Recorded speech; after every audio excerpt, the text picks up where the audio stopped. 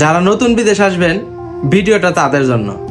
আমরা যখন বিদেশ আসছি তখন কি করছি, মার্কেটে যেহেতু যাবো তাহলে বেশি বেশি মার্কেট করবো, প্ল্যানিং করে নিয়ে গেছি।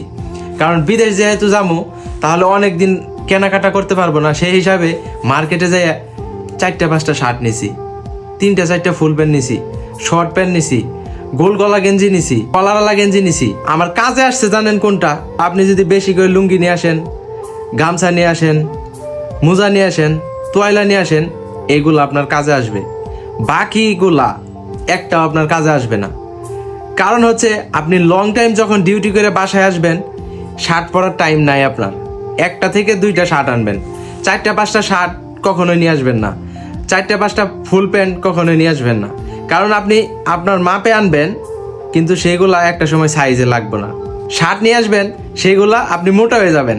আপনি বিশ্বাস করেন, আপনি বিদেশের যে কোনো কান্ট্রিতেই যান, আপনার শরীর স্বাস্থ্য চেঞ্জ হবেই হবে, তখন আপনার ওই শার্টও লাগবে না।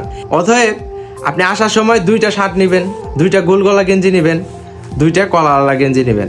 আর আপনি যদি পারেন বেশি করে গামছা, লুঙ্গি, তোয়াইলা, মোজা এইসব আপনি আর নিয়ে আসতে পারেন।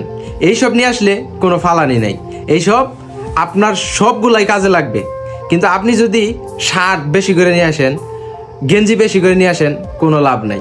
এইগুলো একটা সময় শরীরে লাগে না, অন্যজনকে দিয়ে ফেলাইতে হয়। তো অতএব এই ভুলটা করবেন না। সবাই ভালো থাকেন, ভিডিওটা অবশ্যই শেয়ার করে দিবেন যেন একজন নতুন প্রবাসীর উপকার হয়। সবাই ভালো থাকেন, আসসালামু আলাইকুম।